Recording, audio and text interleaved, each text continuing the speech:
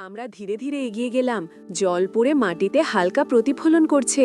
স্বপ্না বলল, এখন মনে হচ্ছে আমাদের চারপাশে একটা অন্য জগৎ আছে। আমরা জল দেখতে দেখতে বসে পড়লাম। হঠাৎ হাওয়ার সঙ্গে এক অদ্ভুত গন্ধ বয়ে এলো, যেন কেউ বা কিছু আমাদের দিকে আসে। আমরা উভয়েই চুপ। হঠাৎ ছোট বোন ঘরে চিৎকার করে উঠল, ভালো থাকো বড় বোন। আমরা হাসি পেলাম। তারপর বুঝলাম এটি আমাদের জন্য একটি ছোট্ট ভয় ও রোমাঞ্চের খেলা। আমরা ধীরে ধীরে বাড়িতে ফিরে এলাম। লিভিং রুমে বসে হঠাৎ দেখি নানুর বই খুলে গিয়েছে। স্বপ্না বলল, এবার মনে হচ্ছে বইটা নিজে খুলেছে। আমি হেসে বললাম, হয়তো, তবে এই রাতটা আমাদের জন্য এক অন্যরকম অভিজ্ঞতা। আমরা জানলাম রাত এখনো শেষ হয়নি। হঠাৎ টিভির স্ক্রিনে হালকা ঝলক দেখা দিল। আমরা দুজন একসাথে লাফ দিয়ে উঠলাম, কিন্তু টিভি বন্ধ ছিল। স্বপ্না ফিসফিস করে বলল, এটা কি বাস্তব না কল্পনা? আমি হাত ধরে বললাম, আমরা একে অপরের সঙ্গে আছি, তাই ভয় পেও না। রাতভর আমরা একে অপরের চোখে চেয়ে গল্প করছিলাম, ছোট ছোট রোমাঞ্চ এবং রহস্য নিয়ে কল্পনা করছিলাম। বাইরে হাওয়া বয়ে যাচ্ছে, ঘরের লাইট হালকা ফ্লিকার করছে, আর আমাদের ছায়া যেন এক অদ্ভুত নাচ করছে। আমরা জানতাম এই রাত আমাদের জীবনে একটি নতুন অধ্যায় তৈরি করছে। প্রতিটি ছায়া, প্রতিটি শব্দ, প্রতিটি আলো আমাদের বন্ধনকে আরো গভীর করে তুলছে। রাত শেষে আমরা জানলাম বাবা মা না থাকলেও এই 15 দিনের মধ্যে আমরা একে অপরের চোখে নতুন গল্প খুঁজে পেতে যাচ্ছি। প্রতিটি রাত, প্রতিটি অদ্ভুত ঘটনা, প্রতিটি ছোট্ট ভয় আমাদের মধ্যে রোমাঞ্চ এবং আবেগের বন্ধন তৈরি করছে। আমরা জানতাম এই বাড়ি এখন শুধু বাসা নয়, বরং আমাদের জন্য একটি রহস্যময় জগৎ, যেখানে প্রতিটি রাত, প্রতিটি মুহূর্ত নতুন রোমাঞ্চ নিয়ে আসে, এবং আমরা সেই রোমাঞ্চকে একে অপরের সঙ্গে ভাগাভাগি করি, যা আমাদের জীবনকে আরো গভীর এবং সমৃদ্ধ করে তুলেছে। পরের রাতটা আরও গভীরভাবে নীরব ছিল। বাবা মা এখনো দেশে ফেরেননি, তাই পুরো বাড়ি যেন আমাদের জন্য এক অচেনা রহস্যময় জগৎ হয়ে গেছে।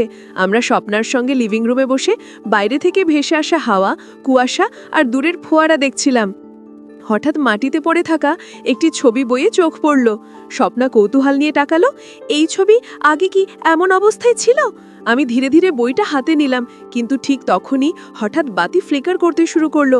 আমরা দুজন একে অপরের দিকে তাকালাম। আমাদের শরীর অদ্ভুতভাবে কেঁপে উঠল।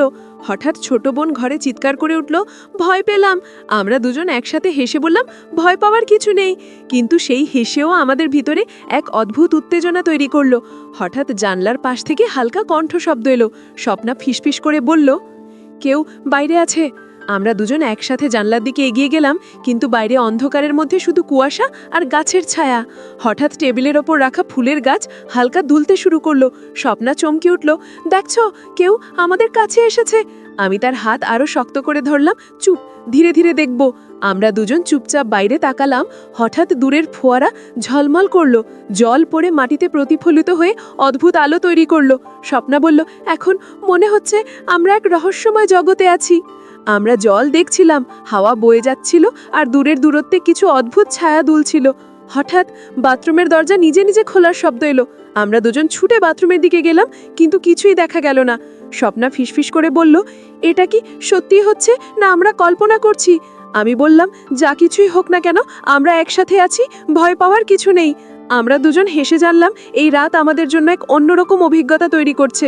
হঠাৎ চেয়ার হাতে ধরে আমরা লিভিং রুমের মধ্যে দিয়ে হেঁটে গিয়ে জানলার পাশে দাঁড়ালাম। বাইরে চাঁদের আলো, কুয়াশা, গাছের ছায়া সব মিলিয়ে আমাদের মনে করাচ্ছে যেন আমরা এক রহস্যময় জগতে ঢুকে গিয়েছি। হঠাৎ ছোট্ট বিড়ালটি জানালার পাশে দৌড়ে গেল। স্বপ্না চিৎকার করে বলল, দেখছো, ছায়া ঠিকই এসেছে। আমি হেসে বললাম, হয়তো, তবে এই রাতটা আমাদের জন্য আরও রোমাঞ্চকর হয়ে উঠেছে। আমরা জানলাম রাত এখনো শেষ হয়নি। হঠাৎ টিভির স্ক্রিনে হালকা ঝলক দেখা দিল। আমরা দুজন একই সাথে লাফ দিয়ে উঠলাম, কিন্তু টিভি বন্ধ ছিল। স্বপ্না ফিসফিস করে বলল, আমাদের চারপাশে যেন সবকিছু জীবন্ত। আমরা চুপচাপ বসে বাইরে থেকে আসা হাওয়া, বাতাসে দুলছে গাছের পাতার শব্দ, ফোয়ারা, ছায়া সবই দেখছিলাম। আমরা জানতাম এই রাত আমাদের জীবনে একটি নতুন অধ্যায় তৈরি করছে। প্রতিটি শব্দ, প্রতিটি ছায়া, প্রতিটি হালকা আলো আমাদের বন্ধনকে আরও গভীর করে তুলছে। আমরা জানতাম এই বাড়ি এখন শুধু বাসা নয়, বরং আমাদের জন্য এক রহস্যময় জগৎ, যেখানে প্রতিটি রাত, প্রতিটি মুহূর্ত নতুন রোমাঞ্চ নিয়ে আসে। আমরা চোখে চোখ রেখে জানলাম এই রাত আমাদের জীবনে চিরস্থায়ী স্মৃতি হয়ে থাকবে।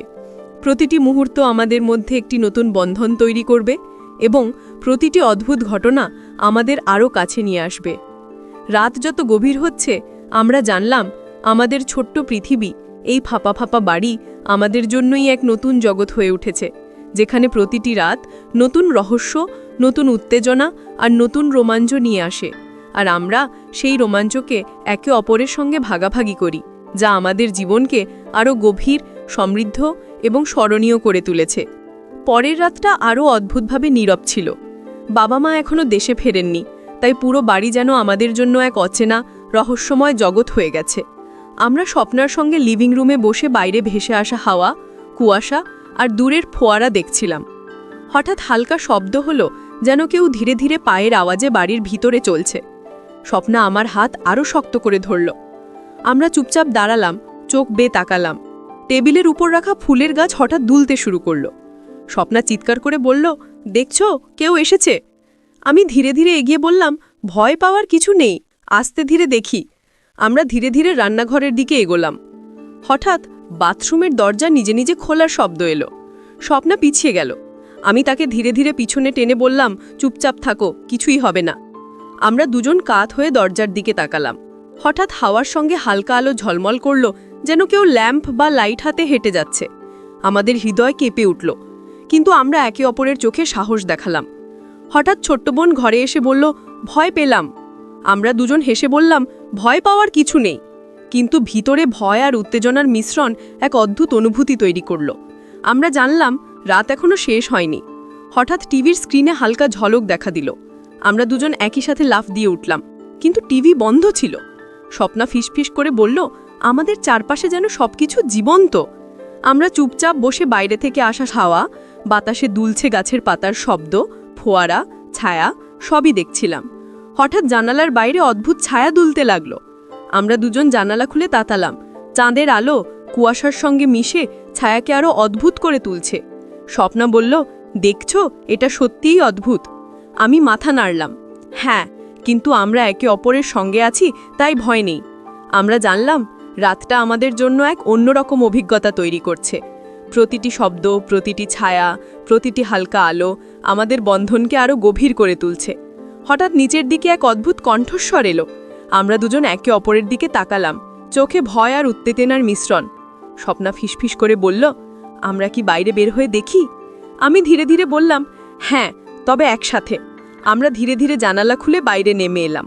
রাস্তায় অন্ধকার, কুয়াশা, হাওয়া আর দূরের ফোয়ারা মিলিয়ে এক রহস্যময় জগৎ তৈরি করেছে। হঠাৎ এক অদ্ভুত ছায়া আমাদের পাশে চলে এলো। আমরা দুজন চুপচাপ তাকালাম। ছায়া ধীরে ধীরে কাছাকাছি এলো এবং হঠাৎ ছোট্ট বিড়ালটি আমাদের সামনে খেলতে শুরু করলো। স্বপ্না হেসে বলল, দেখছো, সব ভয় ভুল ছিল, তবে এই ভয়টাই রাতকে আরও মজাদার করেছে। আমরা দুজন হাসি পেলাম। রাতে এই অদ্ভুত ঘটনাগুলো আমাদের মনে এক নতুন রোমাঞ্চ তৈরি করল। আমরা জানলাম রাত এখনো শেষ হয়নি। হাওয়া বয়ে যাচ্ছে, ঘরের লাইট ফ্লিকার করছে, আমাদের ছায়া দুলছে, আর এই সব কিছু মিলিয়ে রাতের রহস্য আমাদের জীবনে নতুন অধ্যায় তৈরি করছে। আমরা জানলাম এই বাড়ি এখন শুধু বাসা নয়, বরং আমাদের জন্য এক রহস্যময় জগৎ, যেখানে প্রতিটি রাত, প্রতিটি মুহূর্ত নতুন রোমাঞ্চ নিয়ে আসে। প্রতিটি শব্দ, প্রতিটি ছায়া আমাদের বন্ধনকে আরও গভীর করে তুলছে। আর আমরা জানলাম এই ছোট্ট পৃথিবী, এই ফাঁপা ফাঁপা বাড়ি আমাদের জন্যই এক নতুন জগৎ হয়ে উঠেছে, যেখানে প্রতিটি রাত নতুন রহস্য, নতুন উত্তেজনা আর নতুন রোমাঞ্চ নিয়ে আসে। আর আমরা সেই রোমাঞ্চকে একে অপরের সঙ্গে ভাগাভাগি করি, যা আমাদের জীবনকে আরও গভীর, সমৃদ্ধ